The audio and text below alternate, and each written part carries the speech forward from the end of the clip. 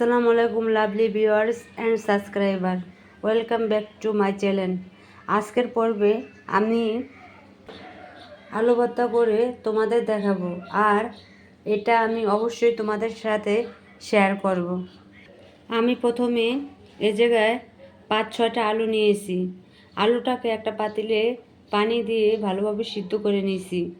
সিদ্ধ করে নেওয়ার পরে আমি আলুটাকে ছিলে পরিষ্কার করে নিয়েছি। এখন আমি আলু ভর্তাটাকে ভালোভাবে মেখে নেব। আর আলু ভর্তার জন্য আমি মরিচ নিয়েছি, শুকনো মরিচ, আর পেঁয়াজ কুচি নিয়েছি, কাঁচামরিচ কুচি নিয়েছি, ধনে পাতা নিয়েছি। আর অবশ্যই আমি এই সরিষা তেলটা দিয়ে আমি এই ভর্তাটা করব। আপনারা সবসময় চেষ্টা করবেন এই সরিষা তেলটা দিয়ে আলু ভর্তা করার বা যে কোনো ভর্তা করার। আমার পরিবারের মানুষ সবাই অনেক ভর্তা পছন্দ করে, তাই আমি মাঝে মাঝে ভর্তা করি। আজকে আমি আলু ভর্তাটা তোমাদের সাথে শেয়ার করব। আমি প্রথমে আলুগুলোকে ভালোভাবে মেখে নেব।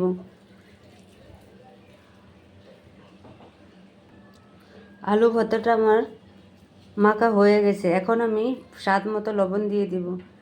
আমি আমার স্বাদ মতো লবণ দিয়ে আলু ভর্তাটাকে আবার চটকিয়ে দেব। এখন ভালোভাবে মেখে নেব।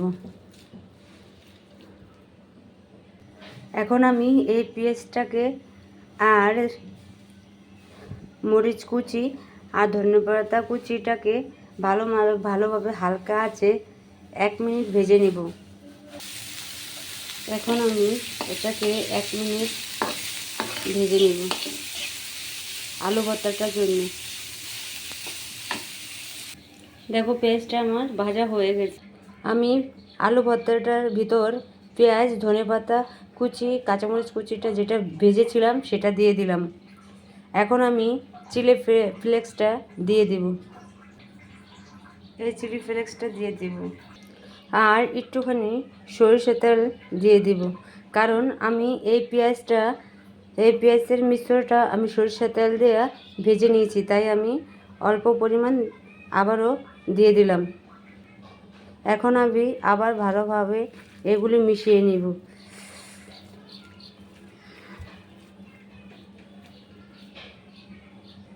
দেখো আমার আলু ভর্তাটা রেডি হয়ে গেছে।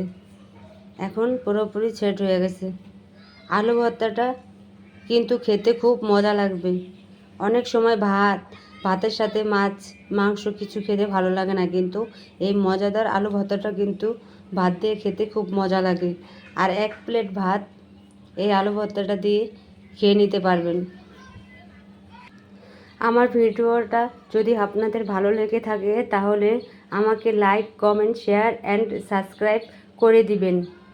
আর সবাই ভালো থাকেন। আল্লাহ হাফেজ।